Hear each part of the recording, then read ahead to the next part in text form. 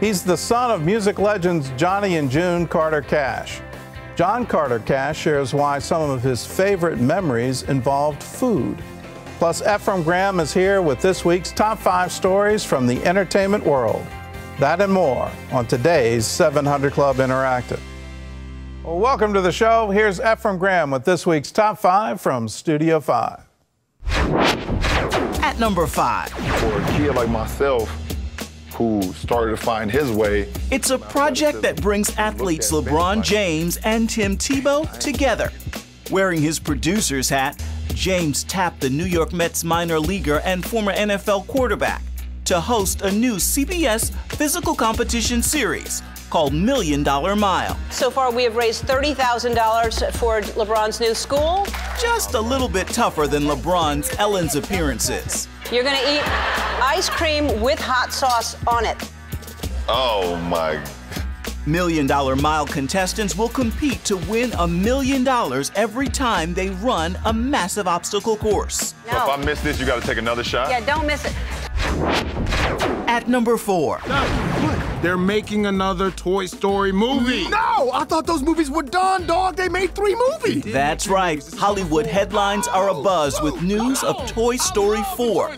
And this teaser with some new characters in the mix.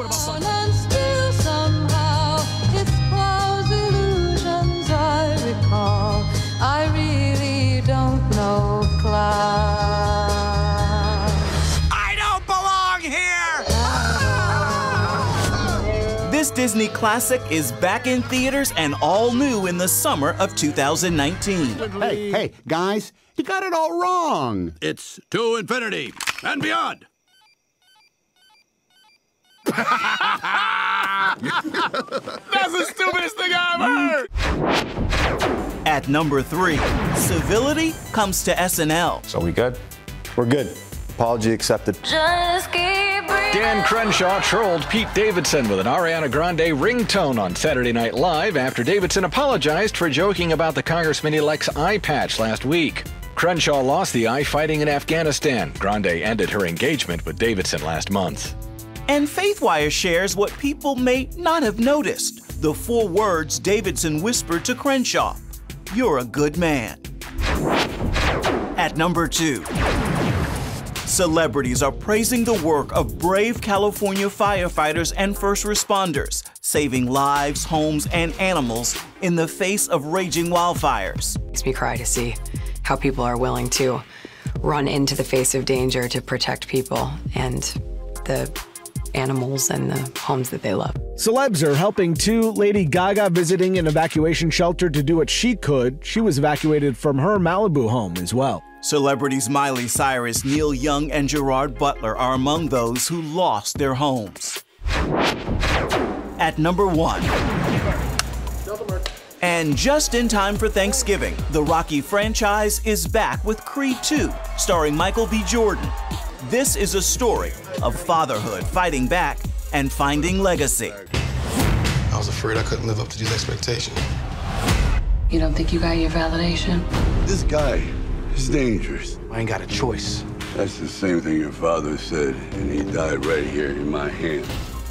One of the things that keeps us as an audience on the edge of our seat is when his character's in the fight and he is knocked down and then trying to summon that strength to get back up, and we're waiting. Where do you find the strength when you're knocked down to pull yourself back up? I mean, I go in touch with my mom. You know, my mom is like, you know, moms are like, they have this superpower where they're, you know, you just put, you know, we could touch foreheads or just like, or give her a hug and just breathing together, you know, you feel safe for whatever reason. So I think whenever I'm getting like too, you know, run down or tired or whatever, I just usually just give her a call and usually gets me back on track. Creed 2 is in American theaters November 21st.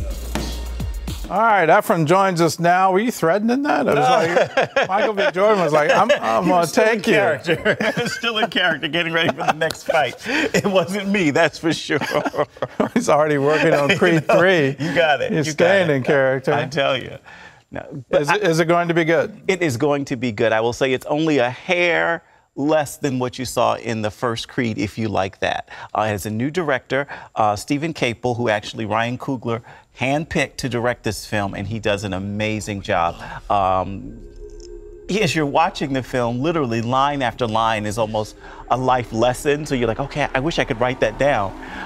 But it's beautiful. They go back to Russia, and he is essentially avenging his father's death. His father was killed in the ring, so he now ends up fighting that fictional boxer's son. father Yes, killed fictional in a father. fictional Yes, ring. that's right. But it plays out through the plays series. out through the series. You got to watch them all to understand the Yes, storyline. very true.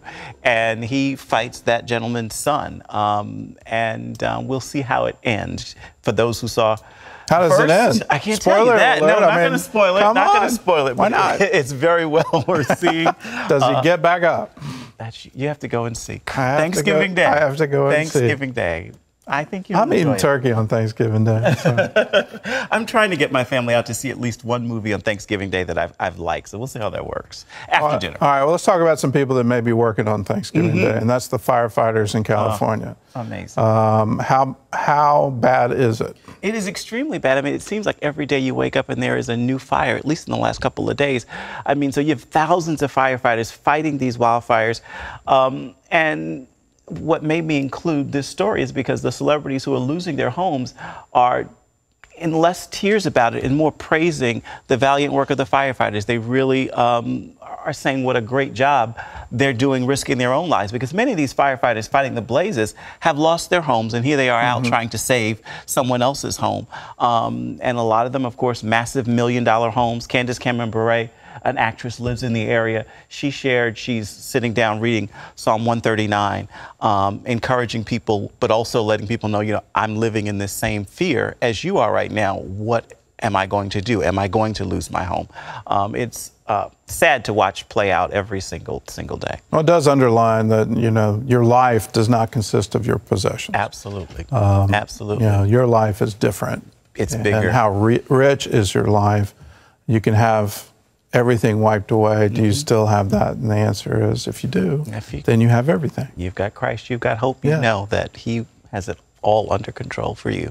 Now let's talk about Saturday Night Live. And I didn't think it would be possible to see reconciliation on Saturday Night Live. I know. Here we are, and it was a moment. Yeah, I mean, a moment indeed. I mean, who would have thought that someone who makes fun of someone on Saturday Night Live, because it's what they do, would actually realize, okay, maybe we went too far, and to extend an apology. And it was a heartfelt apology. When this gentleman thought of what his family had done and gone through in terms of suffered, he realized, you know, you're poking fun at someone who's just like your father, just like those in your family, and it wasn't a fair attack. I even love the way the apology played out. I mean, he gets to poke fun now at Pete. I mean, parts of it were scripted, but also parts of it seemed to be quite genuine and quite from the heart. Absolutely. And to remember that the person who had made fun of me had actually lost his father. Absolutely. In 9/11. Absolutely.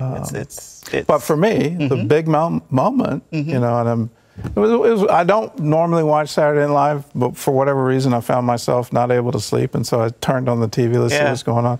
I couldn't believe it live happening, that as it's all ending, there's still a live mic. He turns to him and says, "You're a good man." You're a good man. Yeah, it's nice to see it, just as a sign that all is not lost. Civility can return, and that there's great cause for us to continue. So you're expecting civility, not to return in the new Congress and the new Senate. I have to remain come January. You're expecting civility. I have to remain. I hope that we finally learn the lessons that I'm gonna break out into song to dream, the impossible dream. What we're doing is not working, so maybe. Yeah, it's but time. I don't see it stopping. It's hard. You know, it's not working, but people think it works at the polls, and therefore, until you and I start changing how we vote, that we're not going to vote in people who are going to be uncivil. Yes. What's it going to take for that? If we need to recognize our power, because I know I sit and I complain about the gridlock in watching from home thinking, Joe, if I ran my house like that, you know, my wife would throw me out by now. And we realize that we actually have the power to make a change. And we stand up and we actually do that. It is still disheartening. If you ran your house like that, you wouldn't have a house. Very true. Very true. Wouldn't be anything to be thrown out of. You know, very true. I think we have to realize our power as voters, because it's still disheartening when you're out and you're talking to people and you don't realize there's an election. You don't realize what's on the ballot. And trying to, you know, hide the horror in my face when I'm like, okay, you didn't go and vote today. So we've got to wake up and realize the power. I'll be very, very cynical. I've seen sort of the back rooms of politics too long. I think the reason you're seeing this play out in the public space is that politicians earnestly believe that it works at the ballot box. They earnestly think people are swayed by it, and that votes aren't exercises of our intellect, they're exercises of our emotion. Yeah. So if they can play the emotional card and get people really hopped up and mad about particular things, and just start thinking the last cycle, how many things were so much in the news, and then the day after the election, gone. Yeah. Because the vote's over, and now we just got to count. You're absolutely right there. I mean, because we can certainly list all the things that we were talking about a week or 2 weeks ago that they were pitching that we're not talking about right now because the election's over for some people. So if you find yourself getting mad at politics, realize you're being manipulated. Absolutely. You are. You are indeed. That's what's going on. All right. Let's talk about Tim Tebow. He just seems to want to stay in the news. And keep doing great things. And we seem to keep wanting to watch what's going on with Tim Tebow. The $1 Million Mile. This is going to be so interesting. LeBron James and his Spring Hill production company is producing this for CBS. And what's going to happen is everyday Americans have an opportunity to compete in this mile-long race to win $1 million. But here's the deal. It's going to be a mile-long race that's going to include many obstacles. The obstacles will also include elite athletes who are obviously stronger and better than you by any stretch of the imagination for you to see. Can I give up now? I already gave up. I gave up. You just talked to me about, okay, you're going to run a mile. Okay. Yes. Is that a stroll a mile? Is that a walk a mile? You have some obstacles to go through. But I'm thinking, okay, I could probably do the obstacles, but the fact that I'm going to have to contend with elite athletes on that journey as well. Trying to block you. Yeah, then you know, they're my opposition. That's Can you take a machine gun with you? No. Civility. Even in this $1 million mile race. Especially in sports. Indeed. Right. Well, for all the latest in entertainment news, all you have to do is check out Ephraim's weekly show, Studio 5. You can watch it online at cbn.com/Studio 5. And Ephraim, it's so great to have you. Good to be here. Up next, a biblical lesson on superheroes. It's like the heroes that they had kind of worshipped before started to become the heroes of the Bible, and Jesus being the big one. Find out how their children had a change of perspective. Don't go away.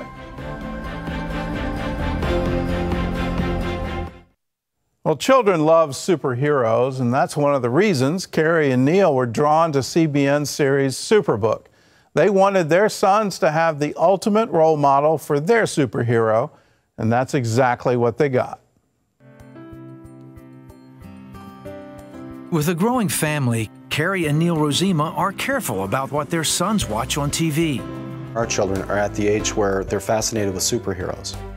And the world will put out superheroes, for one, that aren't real, and for two, that you can't believe in. That's why the Rosemas became members of the Superbook DVD Club. Superbook is a documentary on real superheroes. Jesus is a real superhero. Joseph is a superhero. Every story is about a superhero that has changed the world. It was like the heroes that they had kind of worshipped before started to become the heroes of the Bible, and Jesus being the big one. Their oldest son, Judge, agrees. I like Revelations because Jesus fighted this big snake. Superbook is more than just entertainment for the boys. With every new episode, they learn more about the Bible. I think for a child, it makes all the difference in the world to see it lived out and for them to be able to relate. Because I can read them stories all the time, but to have it reenacted and related for children is huge. I like it because it teaches about Jesus. It brings the word to life for the boys. And once we read the scriptures, it helps them to kind of get a picture of what we just read. Carrie and Neil especially appreciate how Superbook reinforces the same Christian values they're teaching. It helps me be a good boy, and it helps me be a good kid so Mom could teach me everything about it. When we started watching Superbook in the home, it was like the spiritual temperature in our home just went up through the roof. With such a young family, Neil and Carrie plan on keeping Superbook around for a long time. And they know that what their sons learn today is preparing them for the future. What I love about Superbook is it really teaches boys where real power comes from, how to really be men of God. The values that Superbook teaches my children is how to take biblical principles and apply them to real-life situations, to show compassion, to show forgiveness, to show love. It teaches them how to be more like Jesus, and that's the most important thing. Thank you, CBM, for making Superbook. If you want to be a part of taking the stories of the Bible to the children of the world, join the Superbook Club, and for a gift of $25 or more, we'll send you the latest episode, which is the story of Jeremiah. You'll get not just one copy, you'll get 3 copies of it, so you can share it with your family, with the children in your life, or with your church, or with a school. The kids love these Bible cartoons, and it's not just here, it's around the world. We're up over 44 languages now, on our way to 55 broadcast languages, and there's a map showing all the different places where Superbook is being broadcast, either through terrestrial television, on satellite television, or through the internet. Those are all the various languages. So you can be a part of taking these stories to the children of the world. How? By your gift to the Superbook Club. That gift goes directly to the production costs, the translation costs, the distribution costs of Superbook.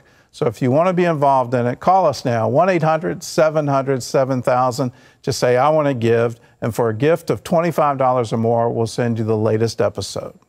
Well, coming up, he's the son of music legends, Johnny and June Carter Cash. John Carter Cash is here to share memories of his childhood, especially those from around the table.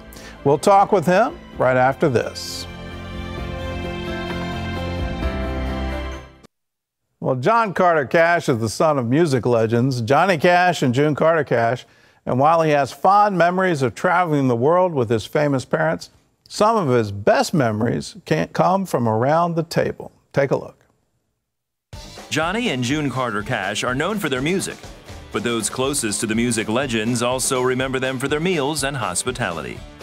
Over the years, friends and family made memories as they gathered around the Carter Cash dining room table.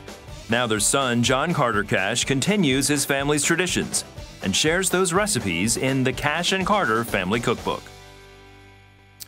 Well, John Carter Cash joins us now, and we were just reminiscing. You've been here before. You were here. I have been. I have been. Yeah, I remember being here once for sure, and I know that my father was here in '81. Now, I'm not sure when he might have been here before that, but I remember the phone banks, you know, and I remember how the setup was here at your studios back then. Yeah, your mom and your dad were both here, and yeah, you know, just yeah, he really turned his life around. He was sort of one of the outlaw country musicians. Yeah, you know, and he had a turnaround. Well, it just like so many true Christians, he was always with flaw, and you know, I know that if I say that I'm not, that I'm definitely falling short. But my father was always the first one to say, "I've been there. Mm-hmm. I've been to that dark spot. I know what you're going through," or he could connect with a person on their own level. Whether they be a prisoner in still, you know, serving for their crime duly, or you know, or if they were just somebody who hadn't got the respect they needed, like one of the Native Americans, he stood up for the downtrodden. You know, but he spoke out for the underdog, and he connected with a lot of people on a lot of different levels, and that's part of the magic of who he was. Yeah, and I'm a super fan. Not sure I should be a super fan of that one lyric, "I shot a man in Reno," just to watch him die. But whenever I hear that, I go, "Yeah." In the place of that prisoner, you know, when he wrote that song, he put himself in that spot as if he had done those things. What would it feel like to be there? What would it feel like to be, you know, trapped with the conscience and your actions? And I don't know what it is about prisons. I've had meetings in prisons, and I tell you, things get real quick. Well, you know, there's no pretense going on. God loves you and I no more or less, man. You know, and that's how it is. And I think my dad realized that. And you know, we're just blessed. And personally, I know I just didn't get caught. But anyway, I bet not yet. Anyway, but what I mean is, share us on your trail. Well, what I mean is, we all make mistakes. Yeah, we you all know, make and mistakes, it's our very Christian nature. And I mean, you know, sometimes you make the mistake in the spotlight, and sometimes you make the mistake in private. You know, Jesus, we all do it. Yeah, who were Christ's best friends, right? Yeah, yeah, he was a friend of sinners. Yeah, and so that's me. That's me. Well, let's talk about the happy times where you guys are around a table. And reading the book, I was really impressed how much your mom sort of insisted we got to keep a real high level here. We got to decorate, and we've got to make everything right. She had her doilies and her lace and her Limoges china and her Wedgwood and all that, and she believed in a formal setting for a dinner. And now, was that all that being night? said, as much as possible. Really? I mean, there was always going to be silverware and whatnot. But all that being said, what the point of that is to me is that togetherness around the dinner table is a family opportunity. It's a chance for us to grow closer. It's a chance for us to laugh. It's a chance for us to find things that connect with each other. And I think that a lot of families don't do that as much anymore. Maybe more so than they did. TV, but we do it around the TV. Actually, we're not even doing that anymore. Yeah, I don't turn on the TV anymore. But we go to our individual devices. Yeah, and but around my home still, supper time is very important. My father had a song called Supper Time. It says, come home, it's supper time. And of course, he was talking metaphorically about the supper time and this big banquet. The big banquet around the next supper. But of God's table. But still, in our homes, we can come closer together. And so that's what the spirit of this cookbook is about. It's about family unity. It's the Cash Carter family cookbook. But my grandmother Maybelle was a wonderful cook. My mother, my father made chili. I can still smell it in the air. That was one of the surprising things to me about the book, is that he's a real chef. He's not just playing around in the kitchen. I don't know if we got the picture of it, that he's in your mother's apron. There's a picture in the book of him in your mother's apron. And I couldn't believe it fitting. He is. Yeah, there he is. And he's rocking that apron. He's got his shorts, but he's got. Yeah, he would make his chili, and then he would take a handful of cornmeal, and he would sling it at the pot before it was finished. And however much cornmeal made it in the pot, that's how much he called for in his recipe. So each version, each batch was different. Slightly different. And it has to be that way. It's all a matter of creativity. It's all love, and that's what this book is about. The Cash and Carter Family Cookbook is about putting more love into the pot. Yeah, and your dad grew up that way. Yeah. He grew up poor in Arkansas. Yeah. Well, he grew up poor, but it was relative. I mean, they knew they had food, they had warmth, they had love, and so they did not starve. And so, no matter what. And my father would have said, you got to get on your knees to go through the camels, the eye of the needle, which is a gate, an old gate around the city of Jerusalem.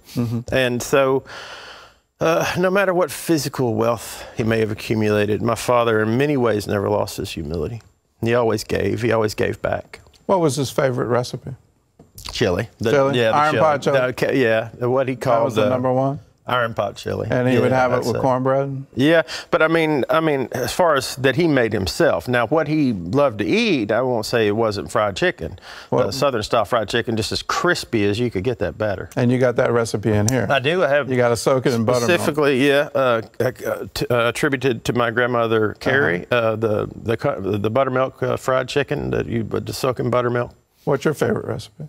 Oh gosh, whatever's on the table in front of me right now, I'm hungry.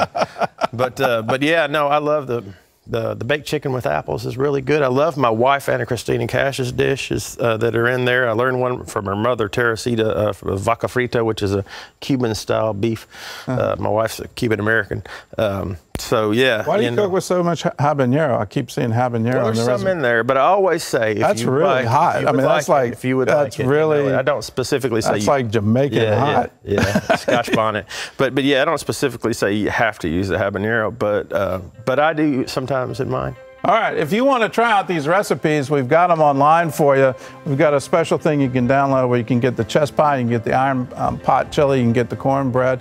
There's also the book, the Cash and Carter Family Cookbook, and it's available wherever books are sold. And there's also a new album coming out, We Must Believe in Magic, and it's available at johncartercash.com. We'll see you again.